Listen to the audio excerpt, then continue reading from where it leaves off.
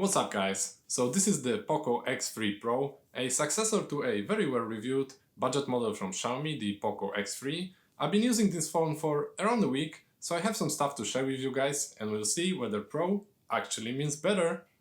Before we dig into this phone, make sure to click the subscribe button down below as well as the bell icon to make sure you don't miss out on any future videos. Really appreciate it. Now let's get on with the video. I already touched on the Poco X3 a little bit in my Redmi 90 video, and for quite some time I think it's been the best phone to pick up for 200 bucks, just straight up, no real contenders, and that says a lot coming from me, given I'm not a huge fan of Xiaomi and their phones in general.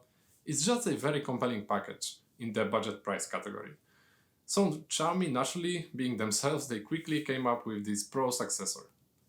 So what exactly has changed in the Pro model? Most notable changes are in the performance side of things. Almost all the components that are responsible for the general performance of the device have been upgraded. First is the chip. So the X3 Pro now is rocking a Snapdragon 860, which is basically a Snapdragon 855 Plus with some minor tweaks. So a huge upgrade from a 732G on the vanilla X3. Along with the chip, the storage was also upgraded from UFS 2.1 to UFS 3.1 type, and there's also a new variant with 8 gigs of RAM, which comes with 256 gigs of storage, while the vanilla X3 was capped at the 6/128 variant. I haven't noticed any noticeable problems with performance on the X3, so you definitely shouldn't see any on the X3 Pro either. But the longevity should be a bit better with the upgraded hardware. I can definitely see this making a difference in, let's say, 2 years' time, when the hardware on the vanilla X3 might start to slack a little bit. The screen is exactly the same. It's a 120Hz IPS panel, Full HD Plus resolution. It's pretty decent. As with every IPS panel, it is pretty dim though, 450 nits max brightness, so it's not spectacular in bright sunlight, but pretty good in general.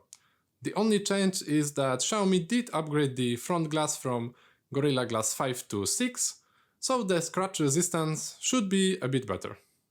I cannot really verify this, but the speakers also appear to be the same as in the vanilla X3. They are stereo, so that's a plus. The left one, or the upper one, depending on how you're holding the phone, is a little quieter. It's not a huge deal, but it is definitely noticeable. Other than that, they play quite nicely with a decent clarity and a fairly flat sound profile.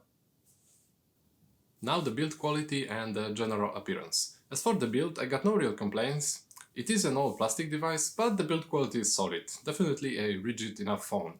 One little nitpick I have is the side-mounted fingerprint scanner has very sharp edges. It is quite common in budget devices, but nevertheless, it can be a bit unpleasant. The appearance of a headphone jack will definitely please a lot of you. Now the looks, that's another story. Of course this is completely subjective, but oh boy, does the phone look tacky. I've got the metal bronze color, and honestly this might be the best one, because the huge branding isn't that visible on the back, but still, this is not what I consider tasteful. And the fact that the middle part of the back panel shows fingerprints and smudges quite a bit doesn't help either. Of course, if you like the design, that's completely fine, everyone has different tastes, but to me, the phone just doesn't look good. The software experience is pretty much as with every Xiaomi phone. In my opinion, it was never their strongest side. First of all, there is still quite a bit of bloatware pre-installed on the device. It's definitely less than some time ago, so there is an improvement, but it's there. The ads are still on by default.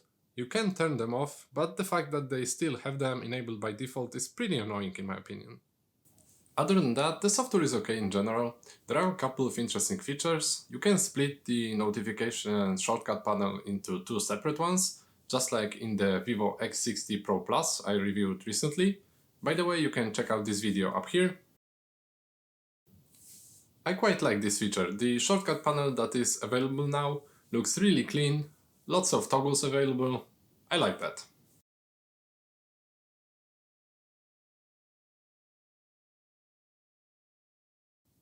Some other stuff is also available, not a whole lot, but on the other hand, not too shabby. It all works quite well and might be useful to some people.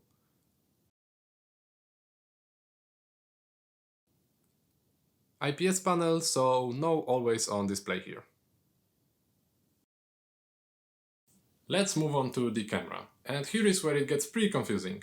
So this is the Pro model, right? So you would assume it should have a better camera system than the non-Pro model, right? Right? Ha, no! That would be too predictable. So Xiaomi didn't upgrade the camera system, and they also put an older main sensor in the Pro model instead. No idea what they've been thinking or what their motives were, but that's what they did.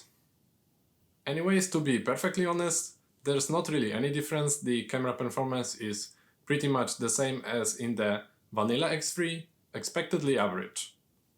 Daylight photos come out fine, even good on some occasions. The dynamic range is very hit or miss though. As you can see, here it gets it quite right. Not a lot of detail in the shadows, but acceptable nonetheless. But next up on this photo, the sky is completely blown out. The ultrawide shows expectedly worse image quality, photos are softer, it is only an 8 megapixel sensor, so this has to be expected. The photo quality takes a pretty big hit once the lighting conditions are not perfect. There's no optical image stabilization and the main sensor is pretty small by today's standards, so it just doesn't take in a lot of light. Pictures are way less detailed and noise creeps in quite fast. As for the video capabilities, the phone records up to 4K at 30 frames per second and the image quality is pretty much the same as the photo quality, pretty average.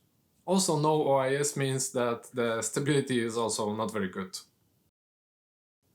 The battery life is really good, that's to be expected. It's the same battery as in the Vanilla X3, 5860 mAh, so it survives even the most demanding of days.